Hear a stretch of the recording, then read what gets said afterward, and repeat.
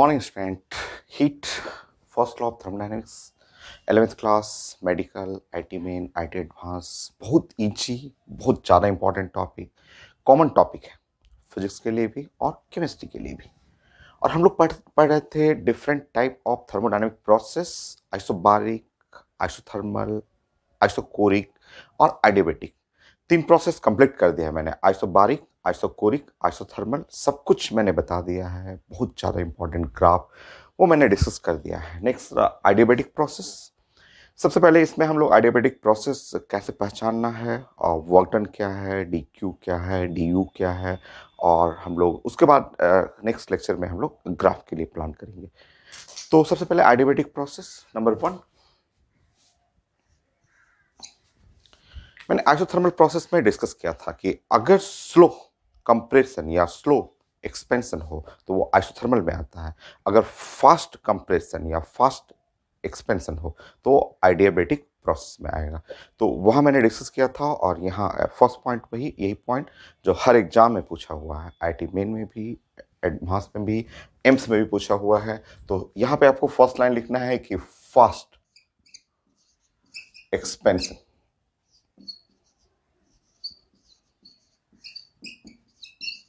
और fast compression.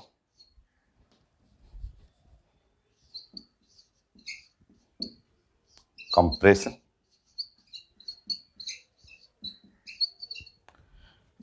is an adiabatic process.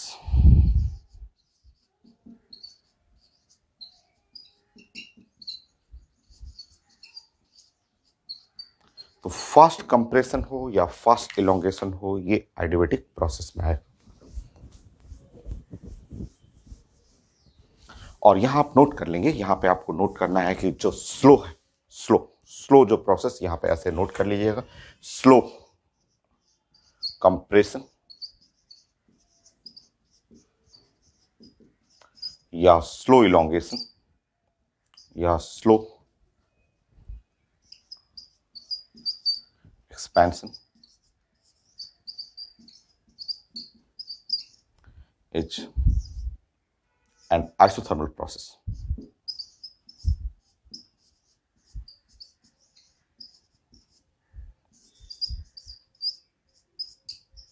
तो slow जो कंप्रेशन है या स्लो इलोंगेशन है, ये आपका आइसोथर्मल प्रोसेस में आएगा।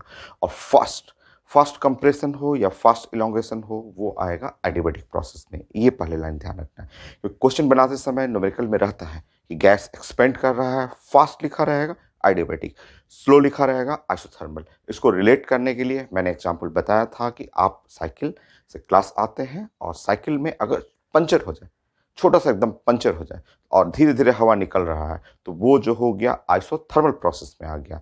और साइकिल का जो ट्यूब, टायर ट्यूब है, और अचानक ब्लास्ट कर गया, सडन एक ही बार में हवा निकला, तो वो एडियाबैटिक प्रोसेस हुआ। तो हम लोग एडियाबैटिक पढ़ रहे हैं, आइसोथर्मल में भी ये पॉइंट मैंने डिस्कस किया था, बट एक बार फिर से यहाँ पे डिस्कस करना है, फिर से हम लोग को डिस्कस करेंगे यहाँ पे। सेकेंड पॉइंट,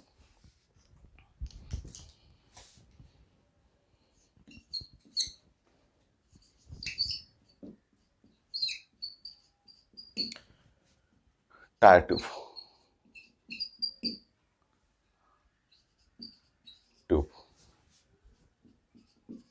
तो बाइसाइकिल टायर ट्यूब है, ये बाइसाइकिल का टायर और ट्यूब है ऐसे।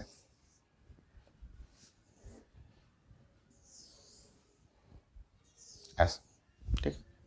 और अगर इसमें एयर है, आप जानते हैं कि यहाँ पे एयर रहता है, हम लोग हवा भरते हैं बाइसाइकिल ट्यूब के अंदर, और अगर इसमें से एकदम एक महीन होल हुआ, एकदम पिन होल हुआ, ऐसे ऐसे होल हुआ, और यहाँ से एयर ऐसे बाहर निकलना शुरू किया, ऐसे पिन एकदम महीन सा होल ऐसे, तो पंचर हुआ तो ये एक स्लो कंप्रेशन हो गया, धीरे धीरे हवा निकलेगा और टायर में से कंप्रेशन हुआ, वॉल्यूम घटेगा, तो इसको बोलेंगे isothermal process.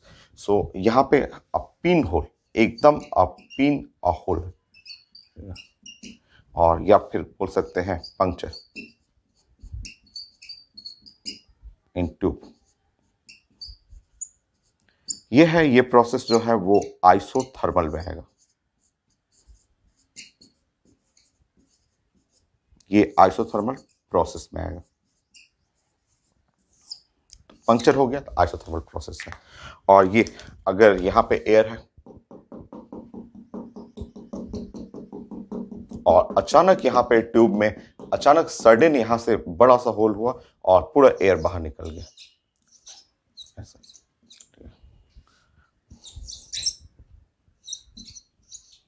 Burst of tube,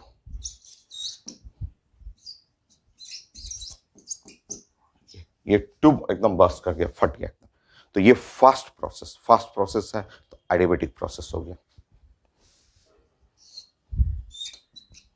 fast compression,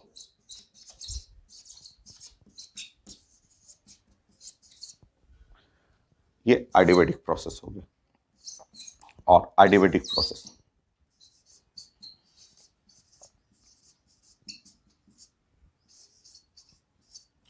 ये हर एग्जाम में पूछा हुआ है, ऐसे क्वेश्चन हर एग्जाम में पूछा हुआ है। टायर के लिए पूछा जाता है, या आप फुटबॉल खेलते हैं तो वो भी था एक रबर का स्फेरिकल बॉल है और उसमें एयर फिल्ड किया जाता है, अचानक जो ब्लास्ट कर गया। हीलियम बैलून के लिए पूछा जाता है, तो ये क्वेश्चन आता है। और इसमें तीन क्वेश्चन तो आ चुका है मेडिकल में, एम्स में, आपका IT मेन में पूछा हुआ है। और अब आप बताएंगे एक करके। थर्ड,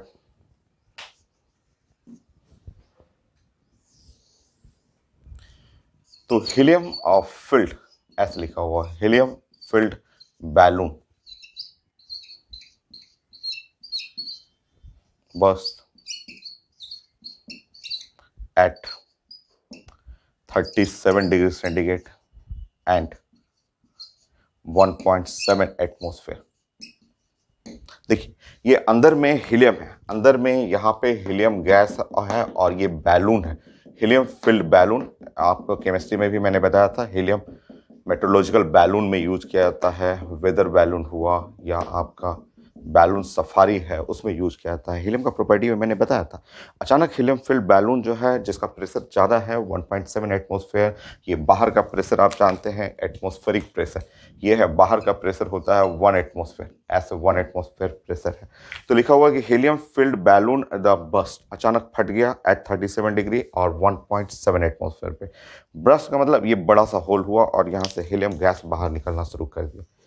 पूछा गया, ये IT मेन में इस साल का ही है, 2020 का ही क्वेश्चन है। इस साल पूछा गया कि कैसा प्रोसेस है, तो जैसे ही ब्लास्ट हो, बर्स्ट हो, तो समझना है एडियाबेटिक प्रोसेस। ठीक है, तो सबसे पहले यहाँ पे लिखा गया, तो आप बहुत सारे लोग बोले कि हाँ सर एडियाबेटिक प्रोसेस है, आइडियाबेटिक, ये है एडियाबेटिक प्रोसेस, ये प्रोसेस हो। ठीक है, फिर उसके बाद थोड़ा सा चेंज किया गया, बोला कि हाँ एडियाबेटिक प्रोसेस तो सबको पता है कि ये फास्ट प्रोसेस है, एडियाबेटिक प्रोसेस है।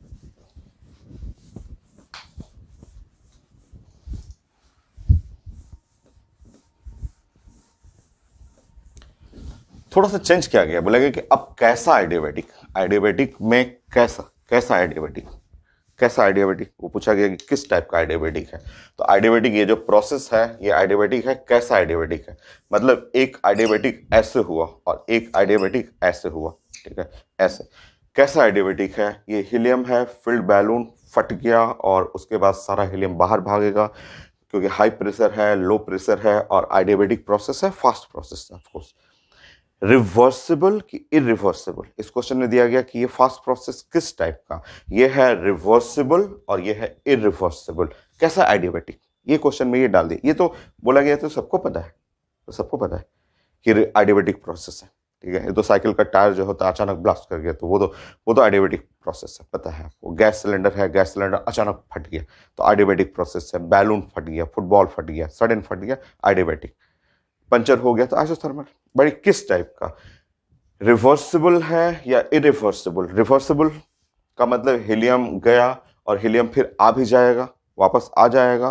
फट गया तो इरिवर्सिबल, आंसर है इरिवर्सिबल प्रोसेस। एक बार फटेगा सारा गैस बाहर चला जाएगा, इरिवर्सिबल प्रोसेस है। जब आप पंचर रिपेयर करेंगे, हवा भरेंगे, तब ना फिर वापस आएगा। अभी तो जो ब्लास्ट हुआ, बड़ा सा फट गया, तो उसको इरिवर्सिबल वापस करने के लिए तो फिर प्रोसेस है, उसको तो फिर जो जहाँ फट गया उसको फिर रिपेयरिंग करना होगा, तब ना वापस आएगा। बट अभी जो प्रोसेस देख रहे हैं, तो इसमें लिखना है कि ये जो हुआ एडियाबेटिक इरिवर्सिबल एडियाबेटिक प्रोसेस, ऐसे लिखना है, इरिवर्सिबल एडियाबेटिक।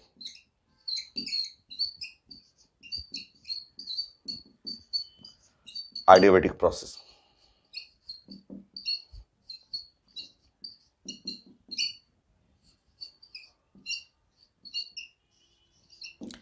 इरिवर्सिबल है adiabatic प्रोसेस है, ये adiabatic प्रोसेस और इरिवर्सिबल प्रोसेस है। ठीक, ये बहुत सारे एग्जाम में पूछा हुआ है लाइन। उसके बाद पूछा गया है कि अच्छा इस प्रोसेस में टेम्परेचर का क्या हुआ, temperature of gas. So temperature of gas जो होगा वो रिड्यूस कर जाएगा। ठीक है, तो आप जैसे ये फटेगा और यहाँ पे टेम्परेचर जैसे ये 37 डिग्री सेंटीग्रेड टेम्परेचर है, क्योंकि ये प्रेशर ज़्यादा है तो टेम्परेचर भी ज़्यादा है। जैसे ही ये फटेगा ये यहाँ से यहाँ आएगा और इस गैस का टेम्परेचर घट जाएगा, क्योंकि आप जानते हैं यहाँ P और V is equal to nRT, और यहाँ pressure directly proportional to temperature, ऐसे देख रहे हैं। तो जब इनिशियल प्रेशर है 1.7 एटमॉस्फेयर, ऐसे इनिशियल टेम्परेचर जो है वो 37 डिग्री सेंटीग्रेड प्लस 273 केल्विन का, इसका मतलब हो गया 310 और ये केल्विन हो गया। तो फाइनल प्रेशर हो गया 1 एटमॉस्फेयर, बाहर आ जाएगा, ये सारा गैस बाहर आएगा और फाइनल टेम्परेचर जो भी फाइनल टेम्परेचर होगा वो बन जाएगा। बस आपको ध्यान रखना है कि फाइनल टेम्परेचर क्या हुआ, तो घट जाएगा, कि फाइनल प्रेशर घटा है तो final temperature of gas decrease करेगा। ये आईडी मेन का है, एम्स का क्वेश्चन है और किसी किसी एग्जाम में टेम्परेचर भी पूछ देता है। तो आइडियाबैटिक प्रोसेस है, irreversible है, and temperature of gas will decreases, and temperature of gas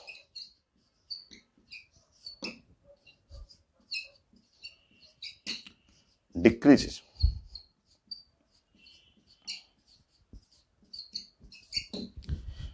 तो ये लाइन सारे एग्जाम में है, ये आईटी मेन का भी क्वेश्चन है।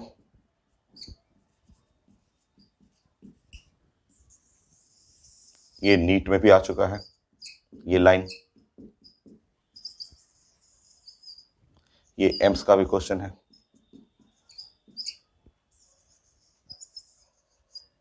अब तो नीट और एम्स एक ही हैं, बट जब अलग अलग हुआ करता था तो एम्स में भी पूछा हुआ है, नीट में भी पूछा हुआ है, आईटी मेन में तो इस साल ही पूछा हुआ है आपका कि नाउ ये जो ब्लास्ट किया वो कौन सा प्रोसेस है, तो आइडियाबैटिक प्रोसेस। कैसा आइडियाबैटिक? इरिवर्सिबल, और टेम्परेचर गैस का डिक्रीज कर जाएगा। ये हो गया। Next,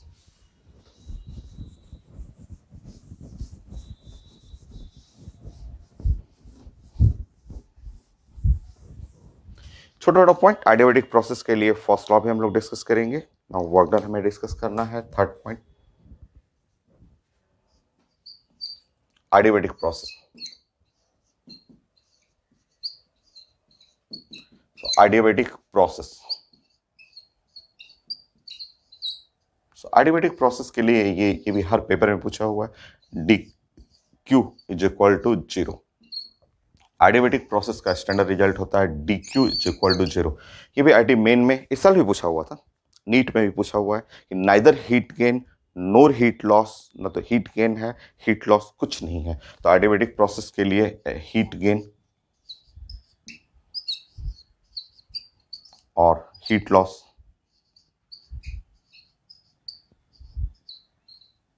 zero.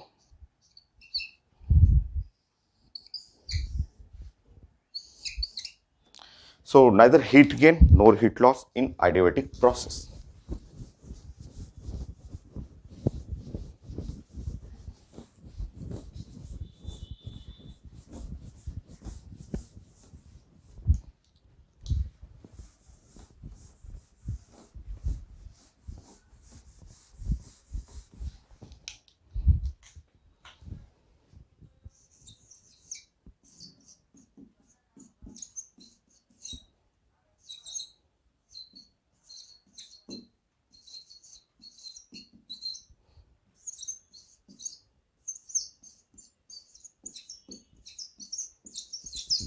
In adiabatic process,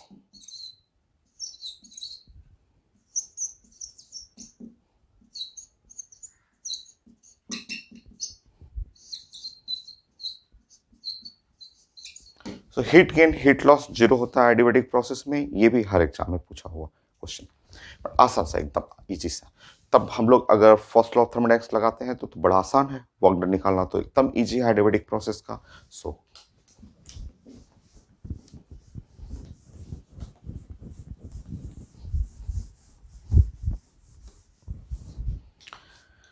fourth point,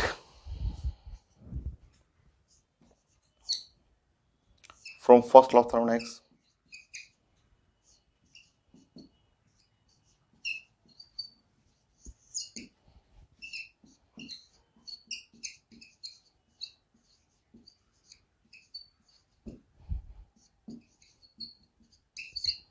so first law of thermodynamics dq is equal to dw plus du, ऐसे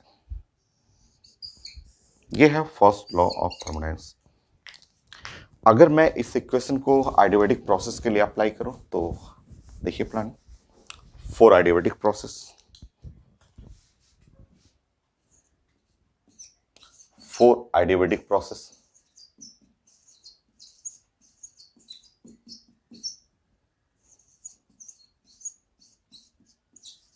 सो एडियाबेटिक प्रोसेस के लिए dq is equal to dw या dq इक्वल टू जीरो कर लीजिए। आप जानते हैं एडियाबेटिक प्रोसेस में ये dq जीरो हो जाएगा, और dq जब जीरो हो जाएगा तो ये dq is equal to dw plus du, ऐसे। तो ये टर्म जैसे ही जीरो करेंगे, zero is equal to dw plus du, या आप लिख सकते हैं dw is equal to minus du। ये तो एडियाबेटिक के लिए ये वर्क डन जो हुआ वो माइनस du। ये भी इक्वेशन भी नीट में पूछा हुआ है, ये इक्वेशन भी 2 बार 3 बार पूछ चुका है, ये इक्वेशन सिर्फ नीट में। एडियाबेटिक के लिए ये क्या जीरो होता है, ये भी नीट में पूछा हुआ है, थ्योरेटिकल क्वेश्चन। ये इक्वेशन एम्स में भी पूछा हुआ है कि ये आपका एडियाबेटिक प्रोसेस के लिए वर्क डन क्या है, तो वर्क डन जो है वो माइनस du, माइनस du जानते हैं हम लोग, 4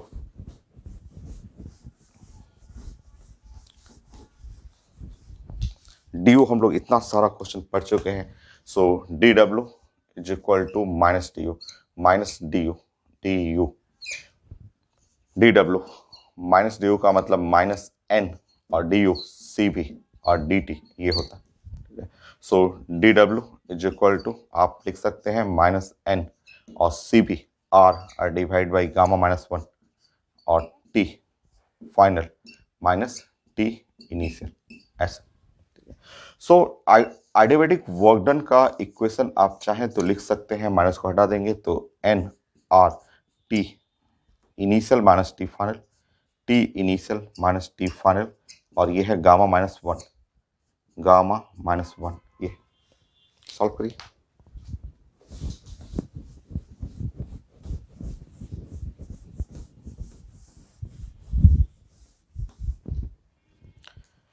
सो एडियाबेटिक वर्क डन जो हुआ वो हो गया आपका n r t initial minus n r t final और डिवाइड बाई गामा माइनस 1। ये है एडियाबेटिक प्रोसेस, उसका वर्क डन ये ऐसे हो गया। तो एडियाबेटिक प्रोसेस वर्क डन ये ऐसे भी प्रेजेंट कर सकते हैं, work done for the adiabatic process, और work done for the adiabatic process ऐसे भी प्रेजेंट कर सकते हैं, उस तरह भी लिख सकते हैं। और आप चाहें तो आप जानते हैं PV is equal to nRT होता है, nRT ऐसे। तो nRT इनिशियल में dw इज इक्वल टू आप लिख सकते हैं P initial V initial minus P final into V final और डिवाइड बाई गामा माइनस 1, ऐसे।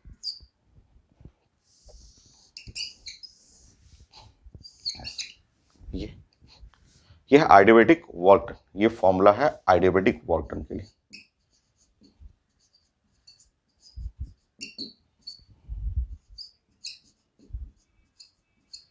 तो वर्क डन तो सारे प्रोसेस के लिए हो गया आपका वर्क डन, ठीक है। तो एक जगह कलेक्ट करना चाहें तो आप लिख सकते हैं सारे प्रोसेस के लिए वर्क डन। तो लिख लीजिए यहाँ, क्योंकि अब सारा प्रोसेस कंप्लीट हो गया है। क्वेश्चन अभी बहुत है, क्वेश्चन मैं अभी बहुत कराऊंगा। एडियाबेटिक का ग्राफ है, तो सारे प्रोसेस का work done, isochoric, isobaric, isothermal, adiabatic. सबसे आसान, सबसे छोटा वर्क डन DW किसके लिए? तो आइसोकोरिक, आइसोकोरिक का वर्क डन 0 होता है, क्योंकि वॉल्यूम जब कांस्टेंट हो जाए तो वर्क डन 0 हो गया आइसोकोरिक के लिए। ठीक है, next work done DW। Isobaric, baric, isobaric रहेगा तो लिखेंगे हम लोग P और V final minus V initial. ये है आइसोबारिक प्रोसेस के लिए वर्क डन ऐसे। Next isothermal DW। Isothermal, isothermal, isothermal process के लिए 2.303 और nRT log 10 और V2 by V1, V2 by V1, V2 final by initial ऐसे। और हो गया एडियाबेटिक DW। एडियाबेटिक, तो एडियाबेटिक प्रोसेस का वर्क डन ये है इनिशियल, तो P1 V1 minus P2 V2, P initial भी लिख सकते हैं, P1 V1 minus P2 V2 gamma minus 1।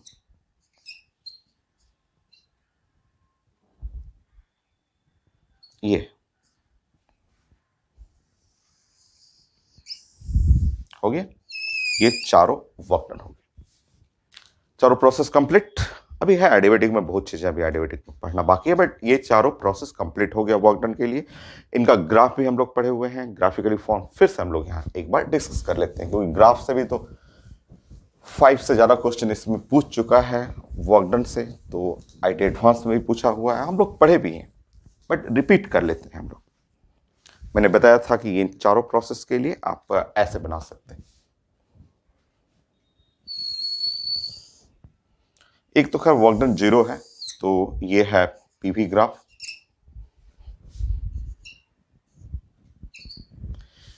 अभी वेट करेंगे, थोड़ा वेट करिए ऐसे।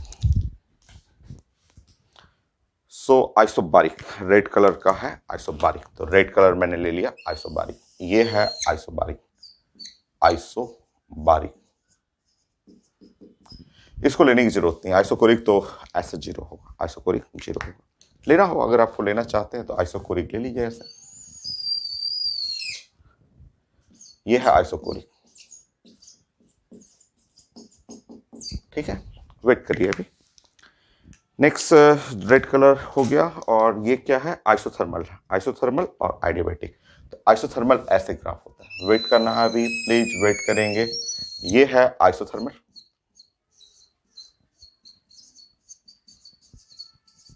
ये है, और ये है एडियाबेटिक, प्लीज वेट। ये है एडियाबेटिक,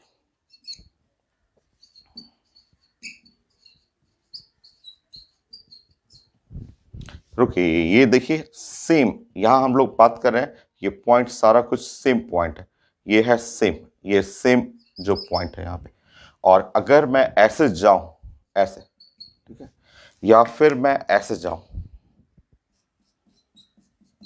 या फिर मैं ऐसे जाऊं ऐसे, इस तरह से, और इसका मतलब इस रास्ते में ये जो रूट है, ये जो रूट हम लोग फॉलो करेंगे, यहां से रूट फॉलो करेंगे, ये है इलॉन्गेशन।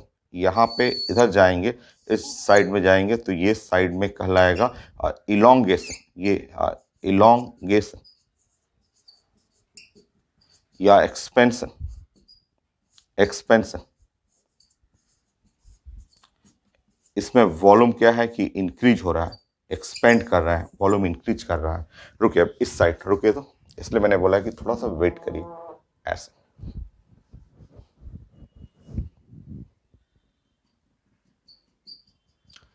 इधर घट रहा है तो इसको बोलते हैं कंप्रेशन। अगर मैं कंप्रेस करूं, चाहे इधर जाएंगे तो ये हुआ कंप्रेशन, ये कंप्रेशन हुआ, इधर जाएंगे तो ये हुआ कंप्रेशन, ऐसे ऐसे जा रहे हैं।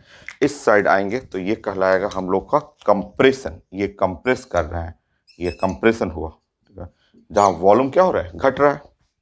ये देखिए आप इस साइड आएंगे तो कंप्रेशन, कंप्रेशन बहुत इंपॉर्टेंट है, कंप्रेशन भी यहाँ पे, और वॉल्यूम जहाँ पे घट रहा है, कंप्रेशन में वॉल्यूम घटा।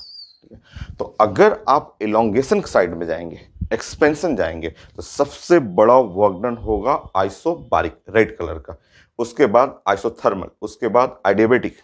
Area under curve work done में ही हम लोग पढ़ चुके हैं, और खूब सारा क्वेश्चन आया हुआ है, थ्योरेटिकल क्वेश्चन।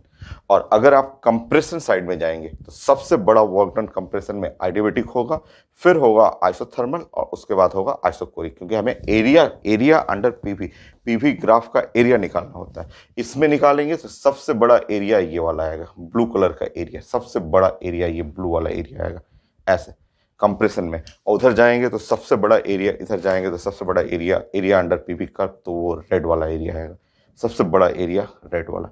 तो अगर आपको बात करेंगे एक्सपेंशन का, एक्सपेंशन में सबसे बड़ा वर्क डन होगा आइसोबारिक, फिर उसके बाद आइसोथर्मल, उसके बाद आइडियाबैटिक। और अगर कंप्रेशन में करेंगे तो सबसे बड़ा वर्क डन होगा आइडियाबैटिक, फिर आइसोथर्मल, फिर आइसोबारिक। मैग्नीट्यूड हम लोग पढ़ चुके हैं, ये सिर्फ इस फिगर से 5 क्वेश्चन मिल जाएगा आपको, पढ़े हुए हैं, फिर भी नोट करेंगे हम लोग, क्योंकि ये सारा वर्क डन मैंने एक जगह कलेक्ट कर दिया।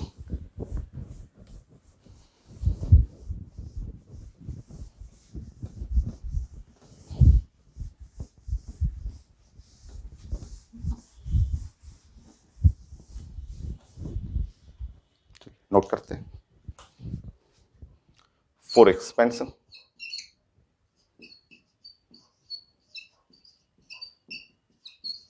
सो सबसे ज्यादा वर्क डन जो हुआ आइसोबारिक,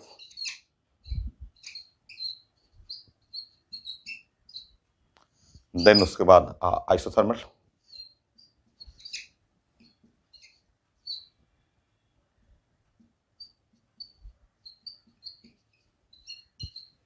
देन उसके बाद हो गया वर्क डन में आइडियाबैटिक,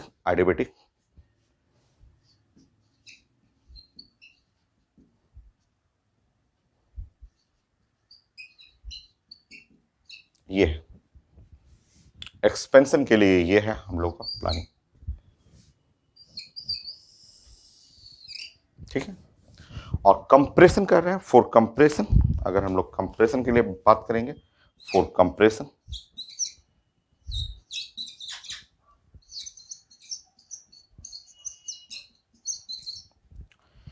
सो मैग्नीट्यूड में हम लोग लेंगे, मैग्नीट्यूड ऑफ वर्क डन में सबसे ज्यादा वर्क डन जो होगा वो आइडियाबैटिक वर्क डन।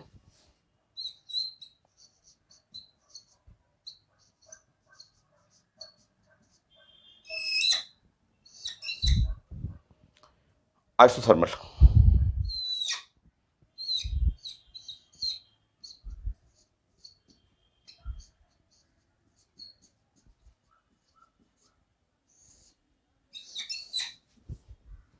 आइसोबारिक,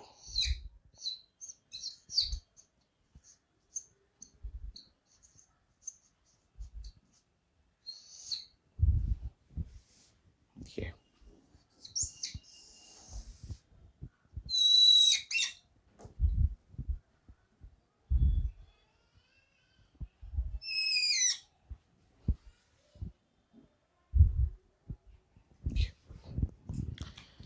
तो हमारा आइडियाबैटिक प्रोसेस के लिए वर्क डन, और थोड़ा रिवीजन भी हो गया हमारे पुराने टॉपिक का। अब हम लोग आइडियाबैटिक का प्रोसेस के लिए इक्वेशन निकालते हैं कि इक्वेशन क्या है, आइडियाबैटिक प्रोसेस का इक्वेशन क्या है। और इक्वेशन भी हर पेपर में पूछा हुआ है, पीवी में रिलेशन क्या है, पीटी में रिलेशन क्या है, और वीटी में रिलेशन क्या है। कुछ याद नहीं करना है, एक रिलेशन अगर आप जानेंगे तो सब अपने आप एक दूसरे से इंटरकनेक्टेड है, सब रिलेट कर लेंगे आप। तो 5 पॉइंट,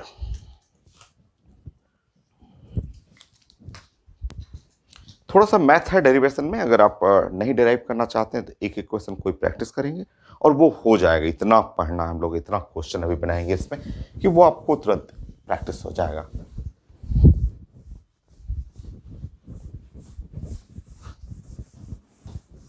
एक मैं लिख देता हूं, फिर मैं डेराइव कर देता हूं कि कैसे डेराइव किया जाता है, वो मैं समझा देता हूं।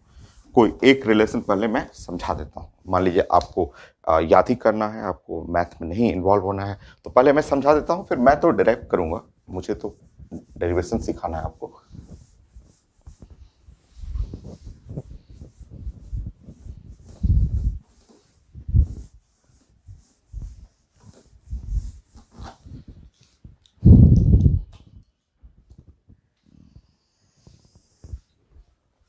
फाइव, देखिए इक्वेशन फॉर आइडियाबैटिक प्रोसेस, क्योंकि क्वेश्चन बनाएंगे हम लोग, तो इक्वेशन फॉर आइडियाबैटिक प्रोसेस।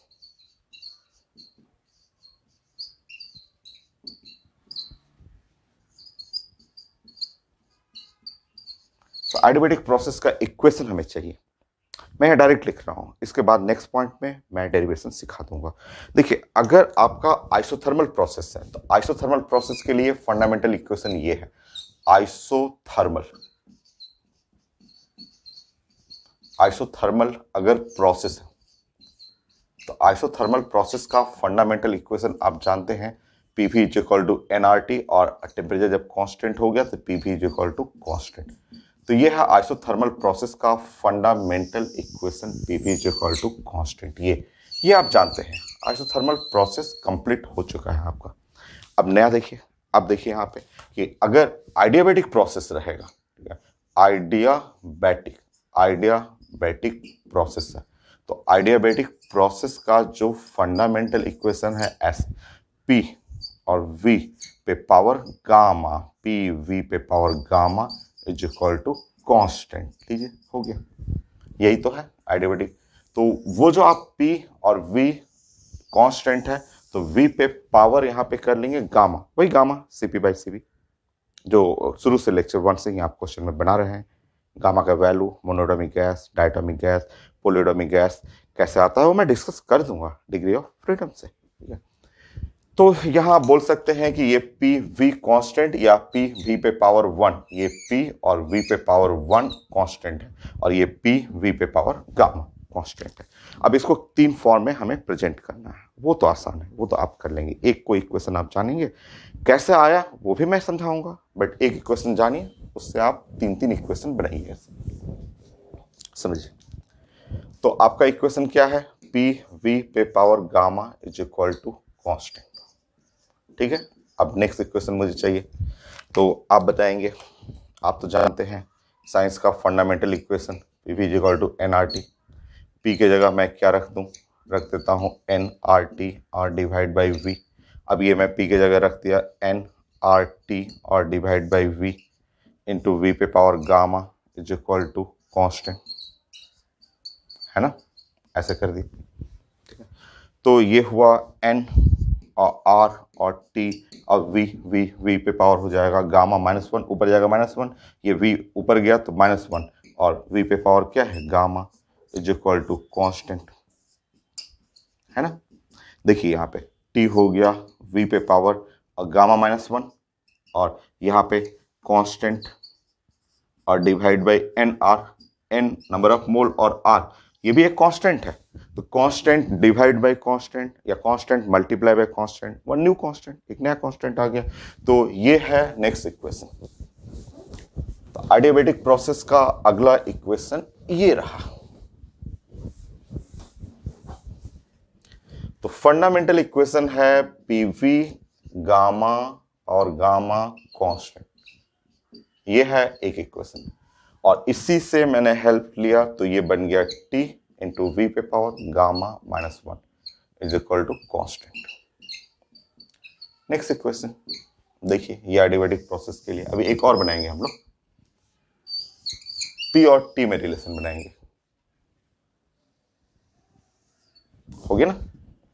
एक और बनाते हैं पी और टी में रिलेशन, वो भी आसान है। देखिए अब बताइए, पी वी पे power gamma is equal to constant, और जो इक्वेशन आप जानते हैं PV is equal to nRT, मतलब V इज इक्वल टू हो जाएगा nRT बाई P, ठीक है ऐसा। तो P हो गया और V पे पावर गामा, मतलब nRT डिवाइड बाई P पे power gamma is equal to constant, ऐसा।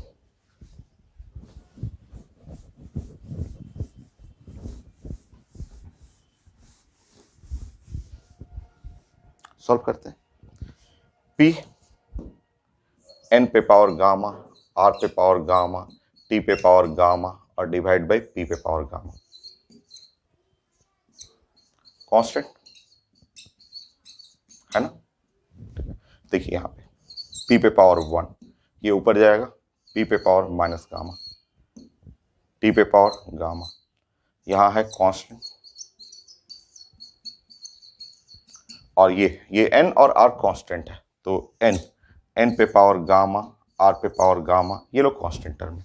तो constant divide by constant, one new constant, so final equation p पे power 1 minus gamma into t पे power gamma is equal to, यहाँ constant by constant एक नया constant हो गया, तो ये है एक नया कांस्टेंट। तो फाइनली एडियाबेटिक प्रोसेस के लिए ये जो 3 इक्वेशन है वो तीनों इक्वेशन फिर से यहां लिख लेंगे, और ये है आपको तीसरा इक्वेशन, P पे power 1 minus gamma into T पे power gamma is equal to constant. ये भी हर पेपर में पूछा हुआ, हर एग्जाम में ये सब इक्वेशन पूछा गया है, हर एक एग्जाम में ऑप्शन रहता है ABCD कौन सा इक्वेशन है एडियाबेटिक प्रोसेस का, तो कोई रटना नहीं है, एक कोई जानेंगे, जैसे ये अगर जानेंगे तो अपने आप दूसरा तीसरा डिराइव कर सकते हैं। तो ये है equation for adiabatic process.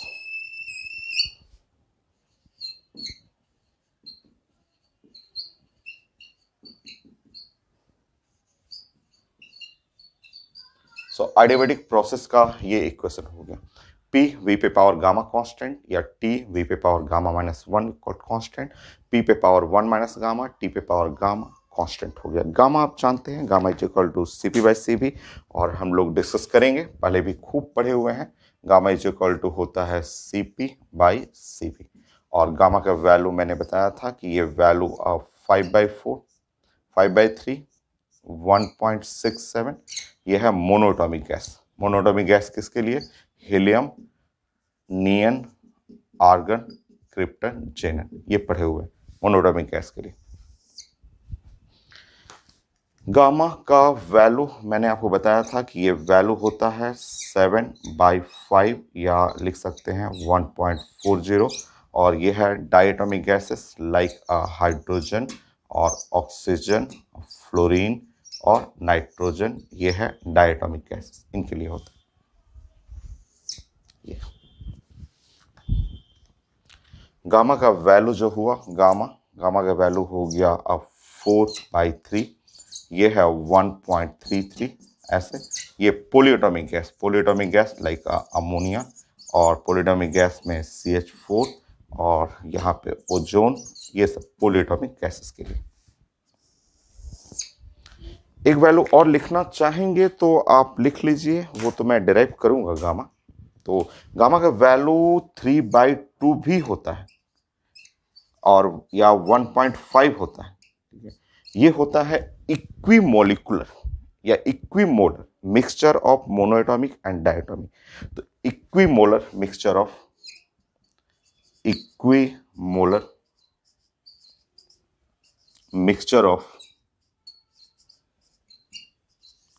Monoatomic and diatomic gases, monoatomic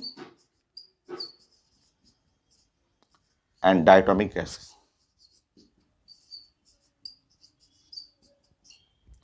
जैसे मैं समझा दे रहा हूं, monoatomic and diatomic gases equimolar, जैसा ये मैं प्रूफ करूंगा। गामा तो मुझे बताना ही है, अभी डिग्री ऑफ फ्रीडम मैं बताऊंगा, वो सब समझाऊंगा मैं आपको। जैसे कि मान लीजिए कि अगर कोई आपसे बोलता है कि 3 मोल्स हीलियम और इसको मिक्स करना है 3 मोल्स हाइड्रोजन। ये एक मोनोएटॉमिक और डायटॉमिक ये मिक्सचर है। इस मिक्सचर के लिए गामा, तो गामा का वैल्यू बोलेंगे इस मिक्सचर के लिए गामा 1.5। ऐसे इक्विमोलर, इक्विमोलर में जैसे कुछ भी मैं लिख सकता हूँ। मेरा मन है 5 moles argon, 5 moles argon monoatomic gas plus 5 moles oxygen. तो 5 moles argon and 5 moles oxygen, monoatomic and diatomic gas. तो इसका गामा जो हो गया ये है 1.5। ऐसे तो equimolar mixture of monoatomic gases and diatomic gases, इसको बोलते हैं 1.5। ऐसे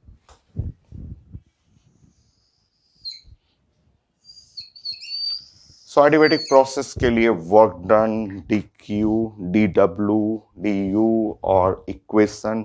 अब ये कैसे आया है मैं डिराइव कर देता हूँ, उसमें मैथ है। मेडिकल स्टूडेंट है तो आप अगर एक इक्वेशन जानेंगे उससे आप अपना तीनों बना लीजिए, बाकी गामा आप जानते हैं। और अब मैं डेरिवेशन कर देता हूँ कि कैसे एडियाबेटिक प्रोसेस के लिए इक्वेशन बनाया मैंने 6।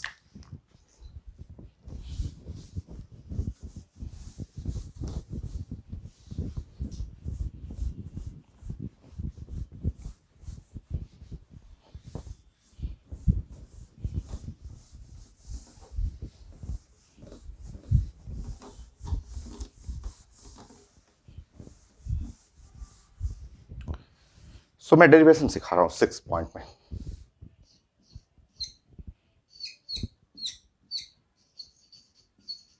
Equation for adiabatic process.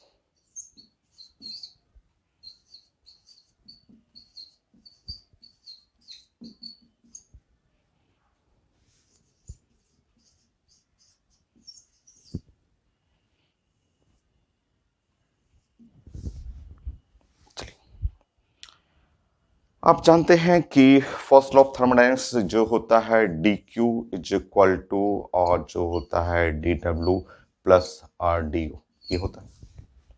ठीक है, ये तो जीरो हो जाएगा। एडियाबेटिक प्रोसेस के लिए लेफ्ट टर्म क्या है? जीरो।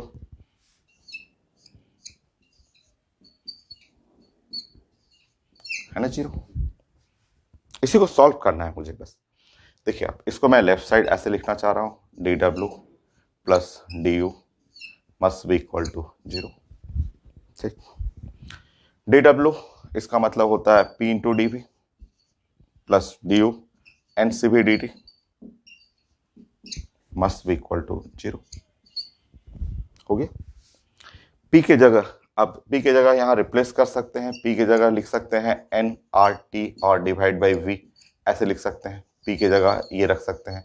तो यहां हुआ एन आर टी और by V into D V plus N C B की जगह आर डिवाइड बाई गामा -1 और यहाँ हुआ D T must be equal to zero, लिख सकते हैं। एन आर टी कॉमन ले लेंगे, यहाँ पे एन आर टी कॉमन लीजिएगा तो ये है D V R divide by V plus 1 by gamma -1 और D T R divide by T must be equal to zero, लिख सकते हैं। ये इसको हटा लीजिएगा क्योंकि ये उस साइड जाएगा जीरो हो जाएगा। तो यहाँ पे आपका फंक्शन बच गया कुछ ऐसे। देखिए यहाँ सिर्फ बच गया डी वी और divide by V plus 1 divide by gamma -1 और डी टी और divide by T equal to zero, लिख सकते हैं। और छोटा कर सकते हैं, यहाँ पे आप गामा -1 ऐसे निकालिए तो 1 डिवाइड बाई गामा -1 ये भी हटा सकते हैं। तो गामा -1 आप लिख सकते हैं D V by V plus D T by T must be equal to zero, कर सकते हैं आप ऐसे। ये राइट साइड लेंगे खत्म हो जाएगा जीरो, मतलब फाइनली बच गया मेरे पास gamma -1 D V by we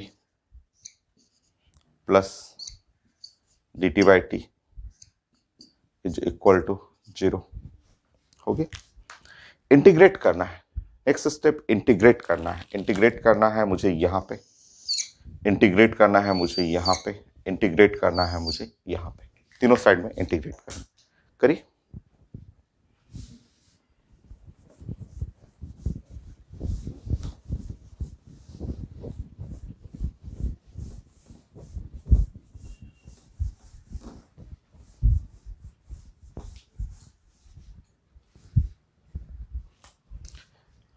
सो इस साइड हो गया गामा माइनस वन, और इसका मतलब हुआ और log on the base E into V plus log on the base E into T is equal to, zero का इंटीग्रेशन, जीरो का इंटीग्रेशन कांस्टेंट होता है, जीरो का इंटीग्रेशन कांस्टेंट, राइट साइड आपको लिखना होगा कांस्टेंट।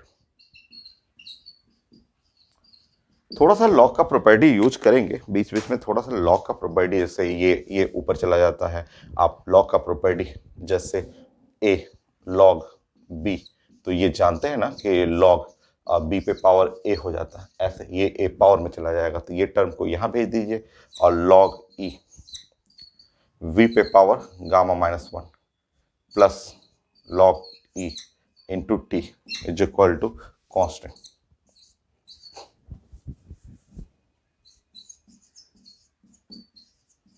हो गया, हुआ ना। लॉग का प्रॉपर्टी, अगेन लॉग का प्रॉपर्टी आपको ये सब छोटा छोटा बेसिक लॉग का प्रॉपर्टी के आप जानते हैं कि लॉग ए प्लस लॉग बी और लॉग ए प्लस बी होता है, दोनों को एक साथ ले लीजिएगा, लॉग ए इंटू बी हो जाएगा, ए इंटू बी ऐसा हो गया। तो ये हम लोग लॉग का प्रॉपर्टी जानते हैं।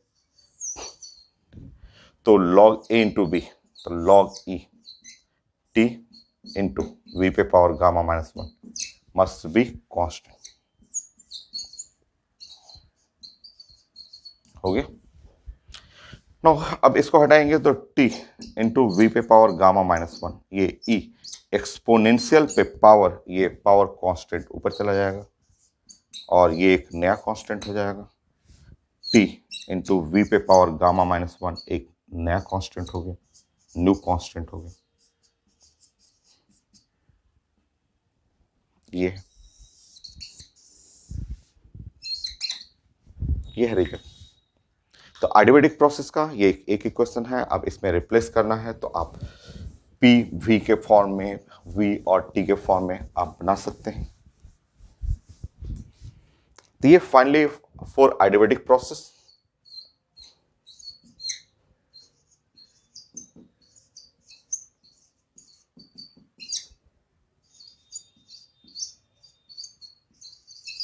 आइडियोबैटिक प्रोसेस के लिए फाइनली जो हुआ टी और वी पे power gamma minus one is equal to constant. एक इक्वेशन ये हो गया।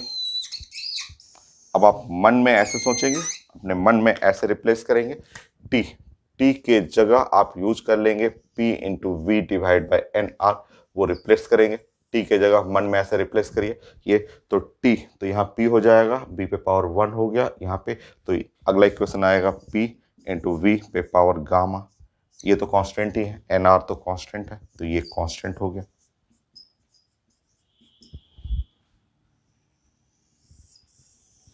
ठीक है, नेक्स्ट आपका टी और वी में हो गया, पी वी में हो गया, पी और टी में चाहिए, पी और टी में, पी और टी, तो पी और टी में तो यहाँ वी के जगह यहाँ पे आप पुट कर लेंगे, इस वाले इक्वेशन में वी के जगह आप यूज कर लेंगे N R T divide by P, ये वी के जगह N R T by P रख लीजिएगा।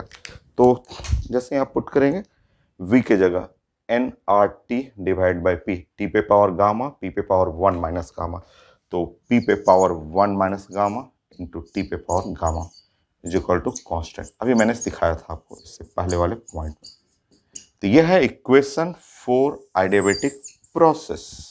तो आपको मैंने डेरिवेशन सिखा दिया, कैसे मैंने डिराइव किया है, या कोई एक इक्वेशन, जो ये वाला इक्वेशन चाहिए, कोई एक इक्वेशन जानेंगे तो दूसरा तीसरा ऑटोमेटिक आपसे बन जाएगा। हेल्प लेना है P P equal to N R T. हो गया।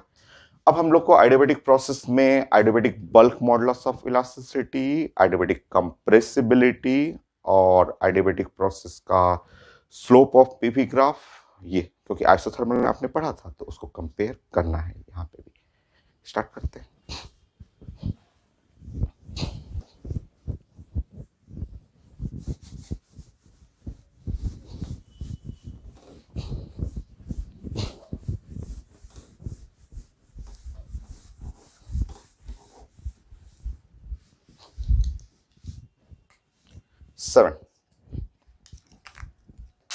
7 पॉइंट। तो हम लोग प्लान कर रहे हैं आइडियाबेटिक प्रोसेस के लिए।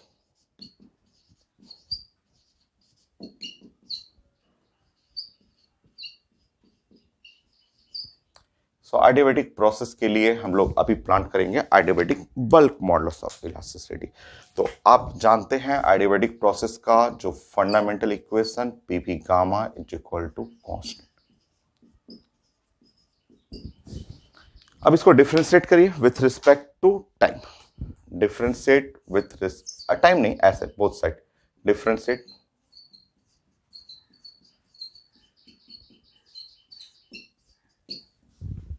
Both side. तो दोनों साइड मुझे डिफरेंशिएट करना है। ठीक, देखिए फर्स्ट फंक्शन दूसरे का डिफरेंशिएशन हो जाएगा गामा वी पे पावर गामा -1 प्लस दूसरा फंक्शन और इसका डिफरेंशिएशन ये हो गया, सॉरी फर्स्ट फंक्शन दूसरे का डिफरेंशिएशन, तो ये गामा नीचे उतरेगा वी पे power gamma -1 into dV plus V पे power gamma into dP must be equal to 0। ऐसे होगी, सॉल्व कर लीजिए। P इंटू गामा वी पे पावर गामा और डिवाइड बाई यहाँ V हो जाएगा और dV प्लस वी पे power gamma into dP must be equal to 0। V पे पावर गामा कॉमन कर लीजिए, तो वी पे पावर गामा अगर कॉमन ले रहे हैं, वी पे पावर गामा है तो ये हो गया P गामा dV और divide by V plus dP must be equal to 0, है ना। Next.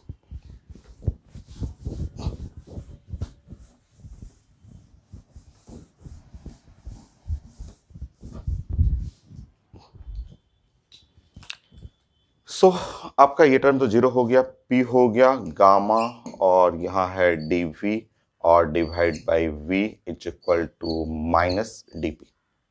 या आपको एक स्टेप और करना है तो plus dP is equal to 0।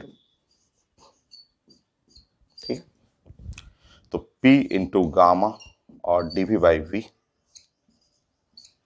Minus dP, तो P into gamma is equal to minus dP और डिवाइड बाई यहाँ पे है dV बाई V। देखिए यही तो है राइट साइड में बल्क मॉडुलस, यही मैंने आपको आइसोथर्मल प्रोसेस में बताया था, बल्क मॉडुलस ऑफ इलास्टिसिटी। तो ये है P into gamma is equal to right side जो है वो बल्क मॉडुलस, ये बल्क मॉडुलस ऑफ इलास्टिसिटी। तो adiabatic bulk modulus of elasticity gamma P, isothermal bulk modulus of elasticity only P। तो यहां पर आपको नोट करना है।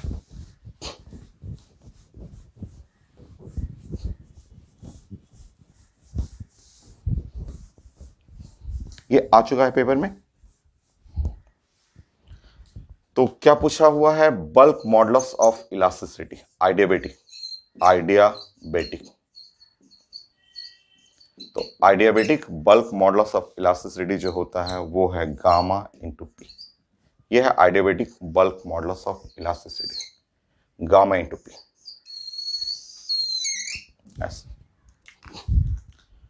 Isothermal bulk modulus of elasticity, isothermal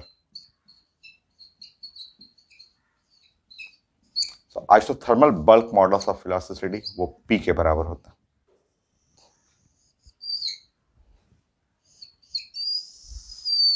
ऐसे हम लोग पढ़ चुके हैं।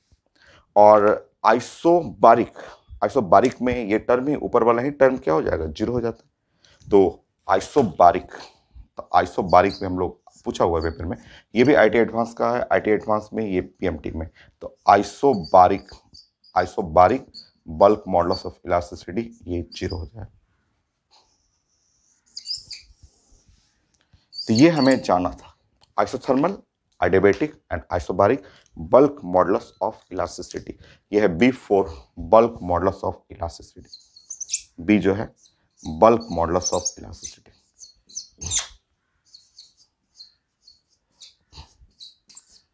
Of elasticity.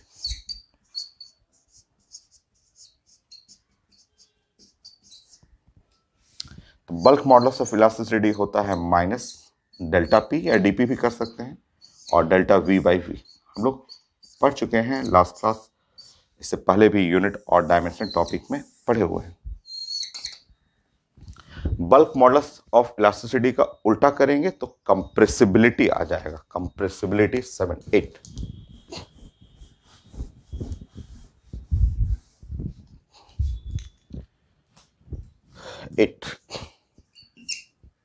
कंप्रेसिबिलिटी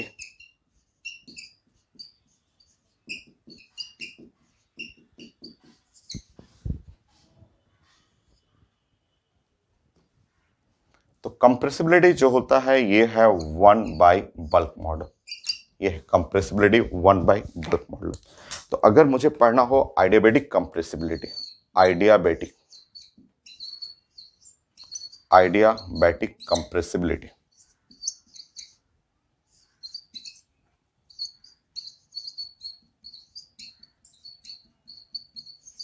तो आइडियाबेटिक कंप्रेसिबिलिटी जो होता है वो होता है 1 divide by gamma into P. Adiabatic compressibility ये होता है।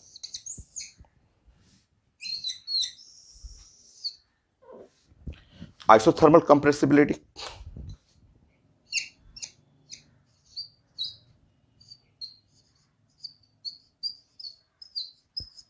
कंप्रेसिबिलिटी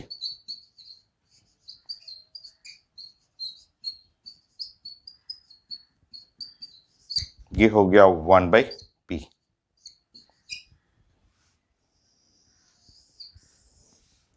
और अगर आइसोबारिक कंप्रेसिबिलिटी 1/0 इन्फानाइट हो जाएगा, तो isobaric compressibility, isobaric compressibility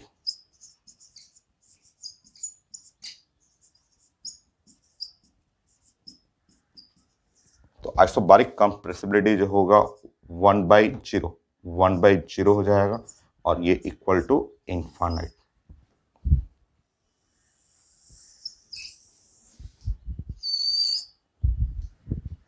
next, slope of adiabatic PV curve. Isothermal पढ़े हुए हैं तो आइडियाबेटिक भी जानना है, फिर उसके बाद हम लोग ग्राफ का कंपेयर करेंगे, बट वो नेक्स्ट लेक्चर में मैं ग्राफ के बारे में बताऊंगा। तो slope of adiabatic PV curve,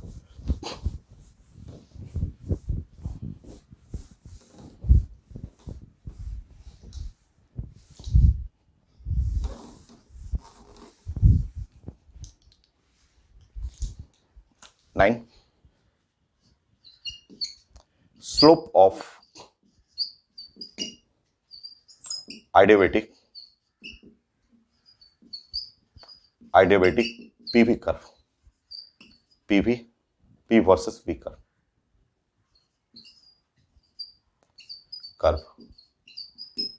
so adiabatic PV curve समझिए। सो आइडियाबेटिक प्रोसेस,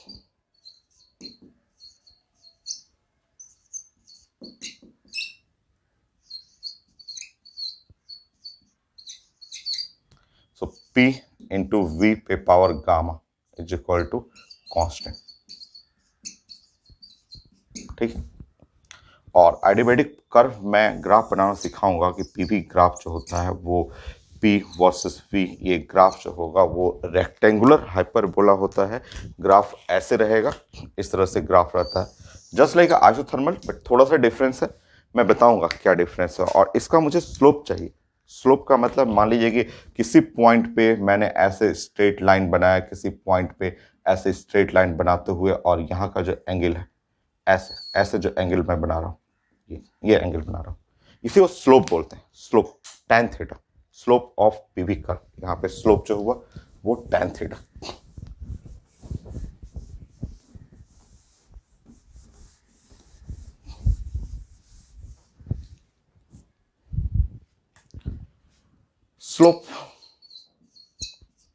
स्लोप को बोलते हैं tan थीटा,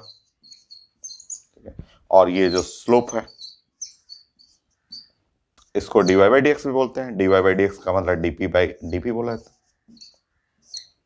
और अगर आप सॉल्व करेंगे एडियाबेटिक प्रोसेस के लिए तो dp/dv, अभी मैंने बताया था, अभी मैंने आपको यहाँ डिस्कस किया था कि इस प्रोसेस के लिए जो होता है माइनस dp और डिवाइड बाई माइनस dp और डिवाइड बाई dv/v, जो बल्क मॉडुलस होता है वो होता है गामा इंटू पी, ऐसे। तो अगर इस इक्वेशन से अगर आप रिलेट करेंगे और dp/dv चाहिए तो ये आ गया माइनस गामा पी अब बाई वी, ये। और आइसोथर्मल प्रोसेस रहता है तो गामा का वैल्यू 1 हो गया, क्योंकि आइसोथर्मल प्रोसेस पी भी पावर 1 होता है। तो पढ़े हुए हैं स्लोप ऑफ आइसोथर्मल प्रोसेस के लिए, तो कंपेयर करेंगे यहाँ पे slope of adiabatic P versus V curve,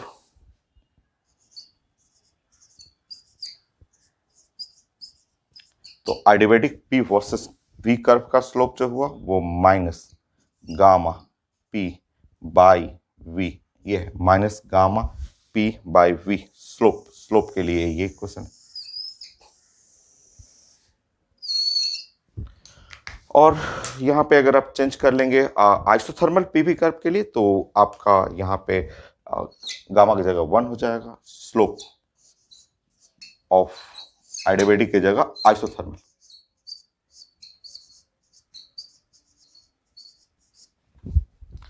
P versus V curve, तो गामा का वैल्यू 1 कर लेंगे और ये हो जाएगा माइनस पी बाई वी, ये हो गया।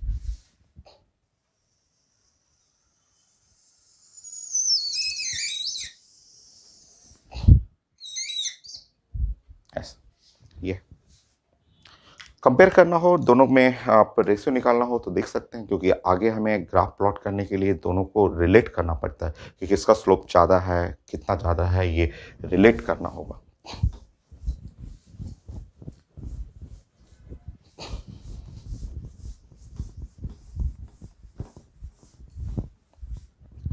रिलेट करते हैं हम लोग इनको, बस रेशियो आप ले लीजिए। रेशियो का मतलब बस मुझे चाहिए slope of आइडियाबैटिक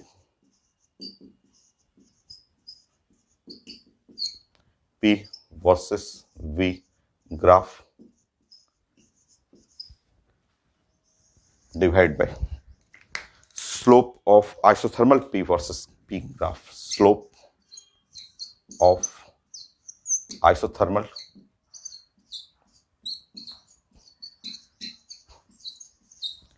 P versus V graph.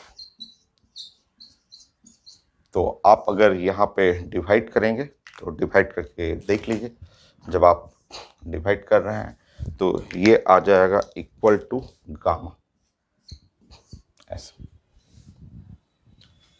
और गामा का वैल्यू तो 1 से ज्यादा होता है ना, गामा का वैल्यू 1 से ज्यादा, तो slope of adiabatic P versus P graph greater than isothermal graph. तो ये एक हिंट है जिससे आपको रिलेट करना है कि गामा का वैल्यू तो हमेशा 1 से ज्यादा होता है। तो आइडियाबैटिक ग्राफ का स्लोप ज्यादा होगा आइसोथर्मल ग्राफ से, कितना ज्यादा होगा, गामा टाइम। स्लोप ज़्यादा का मतलब क्या होता है मैं नेक्स्ट लेक्चर में बताऊंगा इसके बारे में। तो स्लोप ऑफ आइडियाबैटिक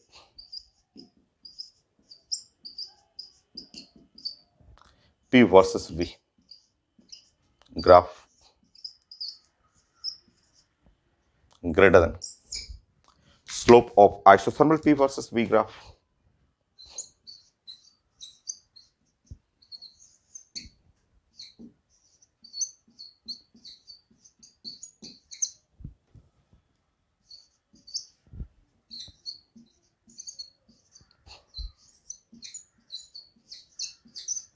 देखिए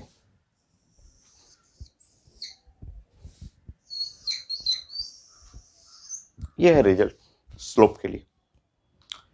एडियाबेटिक प्रोसेस तो कंप्लीट हुआ और एक प्रॉपर्टी छोटा सा साउंड का आप नोट कर लीजिए, जो Newton's formula and Laplace correction. तो छोटा सा बस प्रोसेस, एडियाबेटिक प्रोसेस कहाँ आपको यूज होता है, तो छोटा सा आप साउंड में साउंड का तो ऐसे वीडियो मैंने कंप्लीट कर दिया है, और वेलोसिटी ऑफ साउंड में ये आता है प्रॉपर्टी 9, 10। 10 में जस्ट ऐसे हम लोग प्लान कर रहे हैं कि मान लीजिए यहाँ सोर्स ऑफ द साउंड और ये observer, any observer,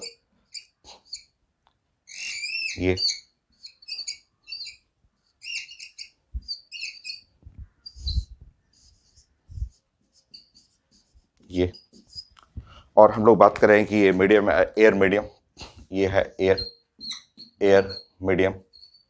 air medium का मतलब गैसेस मीडियम, ये एयर है, एयर में गैस, गैस हुआ ऐसे गैस। तो यहाँ से सोर्स ऑफ साउंड, कुछ ऐसे साउंड सोर्स है, कुछ स्पीकर है, लाउड स्पीकर है, यहाँ से जस्ट ऐसे साउंड इमिट कर रहा है और साउंड वेव ऐसे प्रोपेगेट कर रहा है। इसको हम लोग बोलेंगे source of sound, source of sound. और यहाँ से साउंड वेव निकला और साउंड वेव यहाँ ऑब्जर्वर की तरफ ऐसे प्रोपेगेट करता है। तो ये तो सब लोग जानते हैं, 9th क्लास में भी था कि sound wave is a longitudinal wave. ऐसे ये लॉन्गिट्यूडनल वेव ऐसे साउंड प्रोपेगेट कर रहा है। यहाँ आपको ध्यान रखना है कि जो प्रोपेगेशन ऑफ साउंड, जैसे मैं भी बोल रहा हूँ और आप क्लास में बैठे हुए हैं और मेरा साउंड जो हुआ वो आपके पास पहुँच रहा है, आप ऑब्जर्वर हैं, आप सुन रहे हैं, तो जो साउंड एयर में प्रोपेगेट करते हुए जा रहा है वो एडियाबेटिक प्रोसेस है। So propagation of sound wave in air is an adiabatic process. तो ये जो साउंड वेव मूव कर रहा है वो एडियाबेटिक प्रोसेस है। तो आप यहां रिजल्ट कर लेंगे, propagation of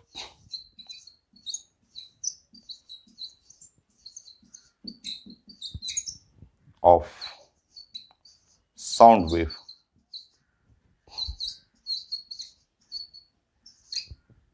in air is an adiabatic process.